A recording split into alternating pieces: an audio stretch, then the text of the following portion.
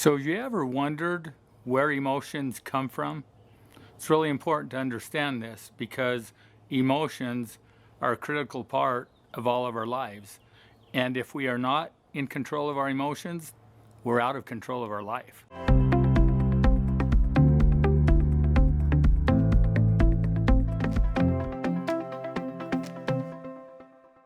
Has someone or something ever made you mad or happy or sad? So think about that.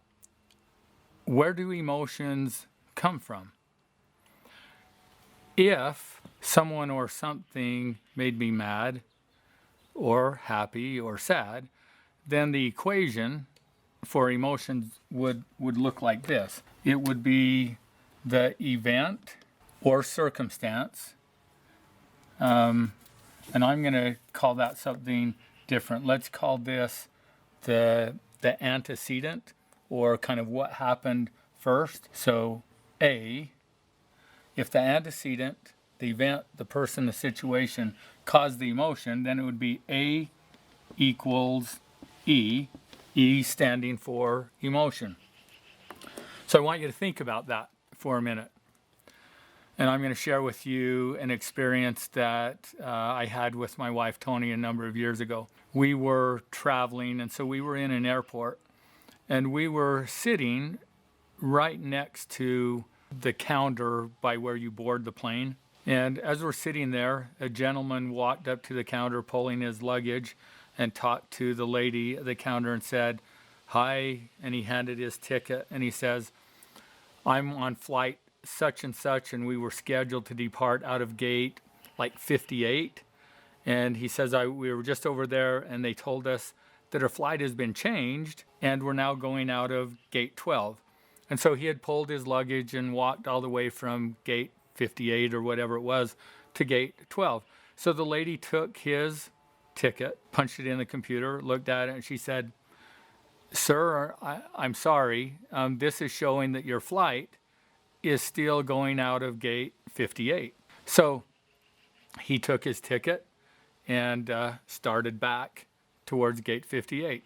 A couple of minutes later, another person came up to the counter, bringing their luggage, and went through the same scenario, said, "Hi, I'm on flight such and such. They just told us that our flight's been changed to gate 58.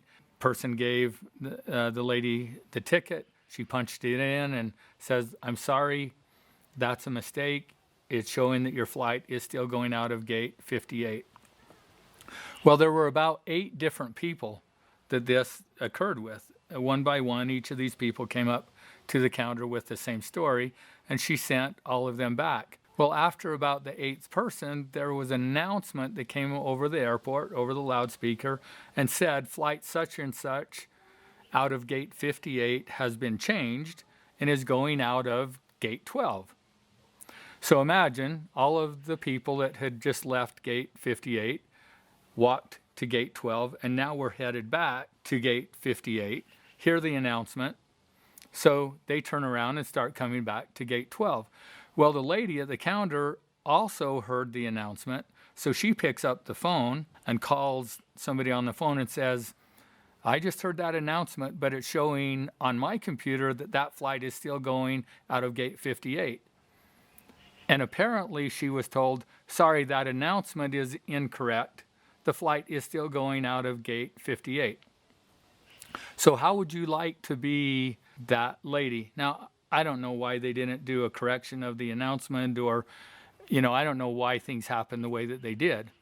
But so I was curious to watch and see what happened as these people came back to gate 12. If this equation is true, if the event, the situation, or the circumstance equals the emotion, then every one of the people that come back to this gate 12 should experience the same emotion, correct? Because it's the situation that creates the emotion. But here's what happened. So there were a couple of people that came back, and when they were told that that announcement was incorrect and they needed to go back, they were livid. It's like, "This is the worst airport I've ever been in. I can't believe this is happening," and kind of stormed off. There were a few other people that were just kind of disgusted, like, I can't believe this is happening. And then there were a few people that just started laughing. So what is it that creates the emotion? Is it the circumstance or the event or the situation, or is it something else? The truth is, these events, situations, circumstances that occur in our life, what do they mean? The truth is, they mean nothing until we put meaning to them.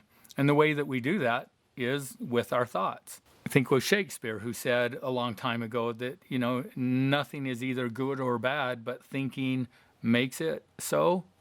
So the true equation of where emotions come from is we have an antecedent, an event or a circumstance, plus our thought about the event or situation, and that equals our emotion. So is this important? It's very important, because when I say something like, you make me angry, what am I doing to my control? Who is in control over whether I'm angry, or you make me happy, or you hurt my feelings? Whenever I make those statements, what I'm saying is you're in control of my emotions. But if that's an incorrect equation, and this is the true equation, then it's not what that person is doing. It's my thoughts about what that person is doing. This gives the control back to me, because if I'm feeling angry, I can now ask myself the question, why do I want to be angry? And most of the time, if we ask ourselves that, or we ask somebody else, the answer would be, well, I don't want to be angry. You're making me angry. It's just not true. We'll go back to other videos that we've talked about, which is everything we do for a reason, or we wouldn't do it. So by paying attention and understanding this equation, it helps us know that whatever emotion we're feeling that emotion because we want to. Well, why would a person want to be angry? Why would a person want to be sad?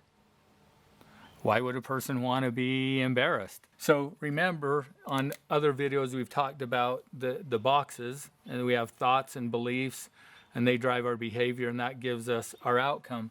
So everything we do it because of the outcome or the result that it gives to us in our life. So I encourage you to play around with this, to pay attention to the emotions that you're experiencing, and then instead of just behaving, on autopilot and having our brain turned off, but begin to ask yourself, why am I choosing to feel the emotion that I'm feeling? Why am I choosing to be angry? Why am I choosing to be sad? Why am I choosing to be happy or excited? And look at what's going on around you in your life. What are the thoughts that you're having about that event? And then begin asking yourself the question, well, what's the payoff, or what's the outcome that I'm getting in my life by choosing to experience this emotion?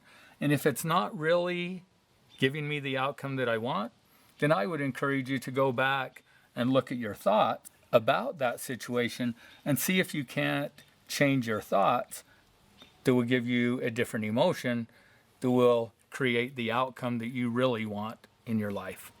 Thanks for watching again. I hope that today has helped you have a better understanding of your emotions, why you choose the emotions that you choose, and what is the outcome that they create for you in your life. If you'd like to know more, visit our website. You'll see it below.